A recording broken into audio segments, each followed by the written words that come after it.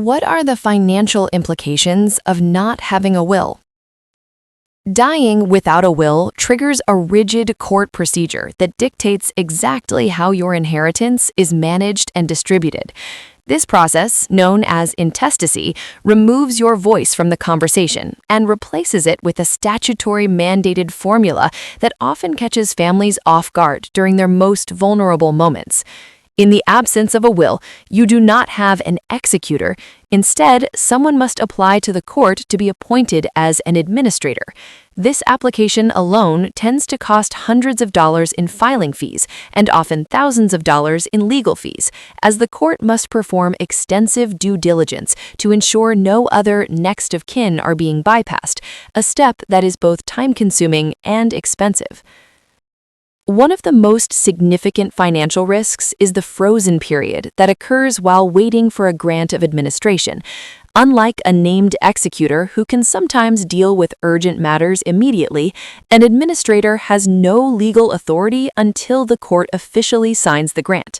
During this months-long wait, sole ownership bank accounts and investment portfolios are typically frozen, which can lead to a liquidity crisis for a surviving spouse.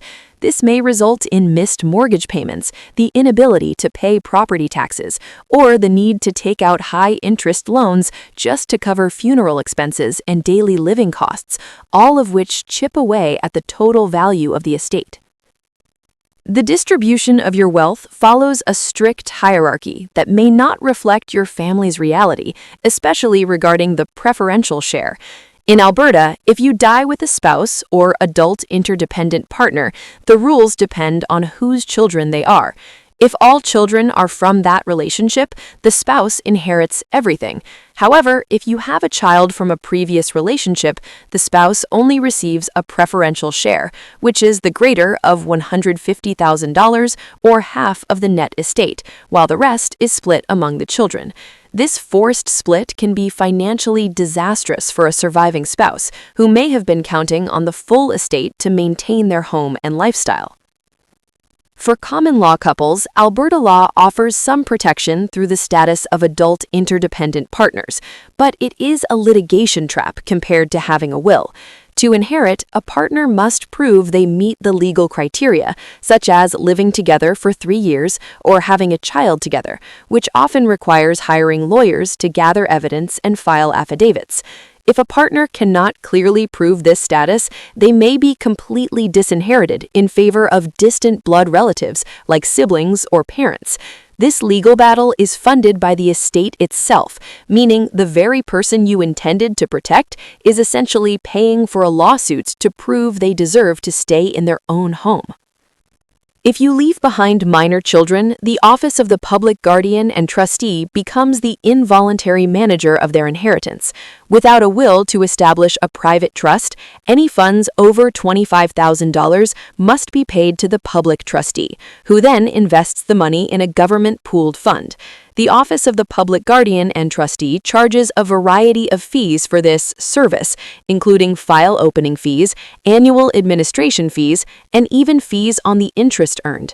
Furthermore, a surviving parent may have to submit formal requests and justifications to the government just to access their own child's money for education or medical needs, adding a layer of bureaucratic red tape and cost to the family's daily life. The tax implications of an Alberta intestacy are often the most invisible yet expensive consequence. Because you cannot use a will to roll over assets like RRSPs, RRIFs, or secondary properties directly to a spouse or a specialized trust, the Canada Revenue Agency treats these assets as if they were sold for cash on the day you died. This triggers a massive capital gains and income tax bill on your final return, which must be paid out of the estate's cash reserves. Without a will to strategically time these transfers or designate specific tax-efficient beneficiaries, the government often becomes the largest single beneficiary of your estate, sometimes taking up to 50% of your registered savings.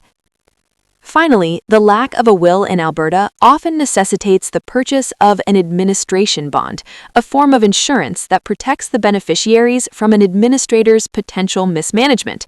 For larger estates, these bonds are expensive and can be difficult to obtain, as insurance companies require the administrator to have a high credit score and significant personal assets. If no one in your family qualifies for the bond, the court may refuse to appoint them, leading to the appointment of a professional trust company that will charge high percentage-based fees for their services. Ultimately, dying intestate in Alberta transforms a private family matter into a public, expensive, and heavily taxed legal proceeding that drains the very legacy you intended to leave behind. To learn more about our wills and estate planning legal practice, we welcome you to visit our website and contact our law firm to schedule a confidential consultation. Thank you.